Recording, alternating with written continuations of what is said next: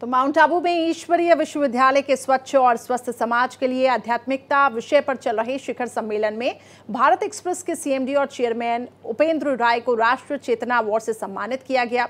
इस मौके पर भारत एक्सप्रेस संवाददाता प्रियंका कौशल ने उपेंद्र राय से आध्यात्मिकता से लेकर ब्रह्म कुमारी संस्था से उनके जुड़ाव के बारे में विस्तार से बातचीत की है। सुनिए। ब्रह्मा कुमारीज आप आए हैं और ब्रह्मा कुमारीज ने आपके जो पत्रकारिता के सफ़र को नोटिस करते हुए आपको राष्ट्रीय चेतना अवार्ड से नवाजा है सर। तो क्या एक्सपीरियंस आपका रहा सर यहाँ पर? एक्सपीरियंस मेरा ब्रह्मा कुमारीज के साथ साल 2005 से है। मैंने बताया था जब यहाँ पे स्टूडियो में मेरा इंटरव्यू हो रहा था कि मेरी बेटी ही पैदा हुई ब्रह्मा कुमारीज के हॉस्पिटल में, जो बम्बई में BSCS हॉस्पिटल है, अंधेरी वेस्ट में, अंधेरी स्टेशन से लगा हुआ।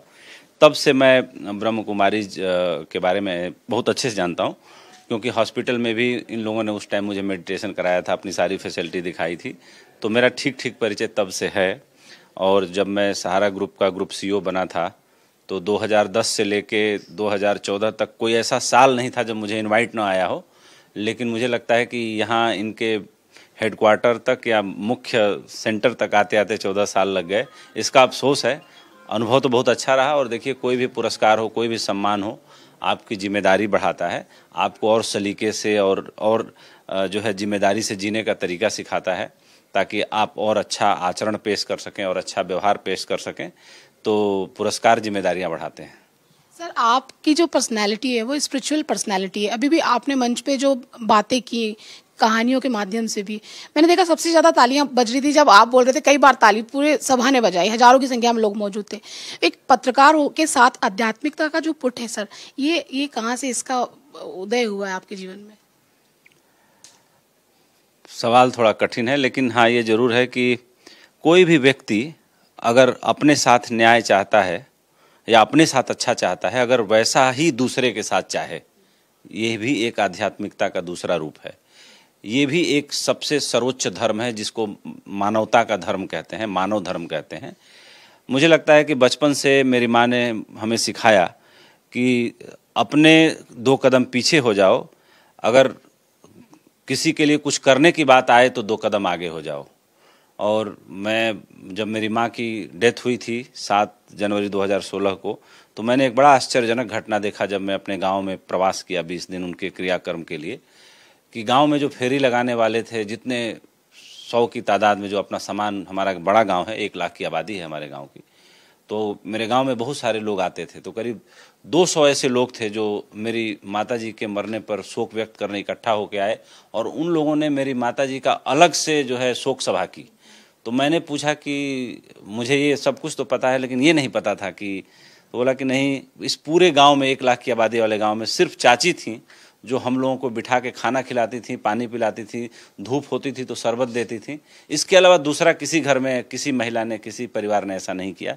इसलिए हम सब ने इकट्ठा होकर उनका शोक मनाने के लिए सोचा। और हम आपसे कभी मिले नहीं थे, लेकिन आपके बारे में चाची हमेशा चर्चा करती थी, तो इसलिए हम लोग आपसे मिलने आए।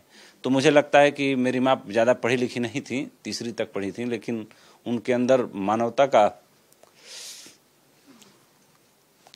जो गुण था, बहुत कमाल का। सर, आप बहुत भावुक व्यक्ति हैं, ये हम सभी जानते हैं। हमने आपको बहुत करीब से देखा है और एकदम से जिक्र माँ जी का हो गया, क्योंकि मैंने आपको खुद बहुत सालों से देखा है। आप बहुत स्पिरिचुअल हैं और सच में ये अद्भुत गुण माँ ही दे सकती है अपने पुत्र को। आप तो एक मिसाल हैं सर।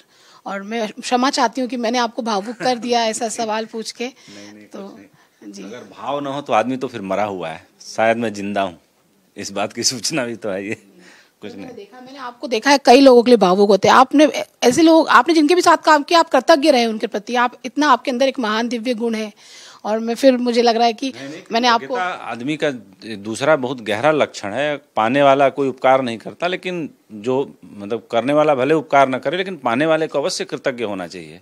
और हमें जो मिलता है, मुझे लगता है कि वो जिम्मेदारियां निभाने के लिए मिलता है। हर आदमी को मानव का जीवन जो मिला है, हमारा हिंदू धर्म कहता है कि भाई 84 लाख योनियों के बाद मानव का जीवन मिलता है। तो अगर 84 लाख योनियों के बाद मिलता नहीं मिलता, इस बात में कोई सच्चाई हो न हो, लेकिन इस बात में एक संदेश है कि मानव का जन्म बड़ा दुर्लभ है। अगर मिला है तो इसको यूं ही मत गंवाओ। मतलब कंकड़ पत्थर मतलब चुनने में इसको न गवाओ, ये समझो कि हमें क्यों मिला है। तो मुझे लगता है कि जो स्पिरिचुअलिज्म पे ये जो कॉन्फ्रेंस हुई, ग्लोबल समिट हुई, ये इससे अच्छा संदेश जाता है। अगर इससे एक आदमी का भी जीवन ट्रांसफॉर्म होता है तो वो हजारों के जीवन को ट्रांसफॉर्म करता है। और क्रांति कभी समाज में नहीं होती, क्रांति हमेशा व्यक्ति में होती है। क्रांति कबीर में घटी, मीरा में घटी, बुद्ध में घटी, महावीर में घटी, स्वामी विवेकानंद में घटी, रामकृष्ण में घटी। तो ऐसे ही क्रांति एक में ही घटती है। गांधी में घटी तो आज़ादी का इतना बड़ा आंदोलन हुआ, भगत सिंह में घटी तो इतना बड़ा क्रांतिकारियों का मूवमेंट तैयार हुआ, सुभाष बाबू में घटी तो एक नई धारा पैदा हुई। तो ऐसे ही होता है। सर, अंतिम सवाल, ब्रह्मा कुमारीज को लेके आप क्या विचार हैं? अभी तो आप शांतिवन में आज हैं। देखिए, ब्रह्मा कुमारीज पूरी दुनिया में एक बहुत ही प्रतिष्ठित संस्थान है, और जो संस्थान कर्म कांड को प्रचारित नहीं करता, स्पिरिचुअलिज्म को करता है, ध्यान को और आदमी के अंदर की अंतर्दृष्टि को जगाने की बात करता है, मैं उसके प्रति बहुत गहरी आस्था रखता हूँ। मेरे लिए ब्रह्म कुमारी का महत्व बहुत गहरा है, और यहाँ आने के बाद मैंने और कुछ समझा है, और मुझे लगता है कि मुझे जो मेरा जुड़ाव कहीं ना कहीं 2005 में हुआ था, वो भी डेस्टिन्ड था और बना रहा। और 14 सालों में मुझे लगता है कि दूसरा कोई संस्थान होता, अगर इतनी बार इनवाइट करने के बाद एक बार भी मैं नहीं आया तो शायद दोबारा इनवाइट ही नहीं करता। लेकिन मुझे इस बात के लिए भी आज शुक्रिया अदा करना है कि आप लोगों ने मुझे हर बार इनवाइट किया, और मैं नहीं आया तो भी अपना स्मृति चिन्ह मेरे घर तक भिजवाया। It's matter a lot for me and I am very thankful. Thank you so much. तो आपने उपेंद्र राय सर को सुना, और उनके व्यक्तित्व को वो कितने अच्छे से परिभाषित करते हैं, अपने शब्दों और अपने विचार के द्वारा प्रभावित करते हैं लोगों के दिलों को, ये भी दर्शकों ने समझा और महसूस किया होगा। कैमरामैन मन्नू जी के साथ प्रियंका कौशल, भारत एक्सप्रेस, आबू रोड।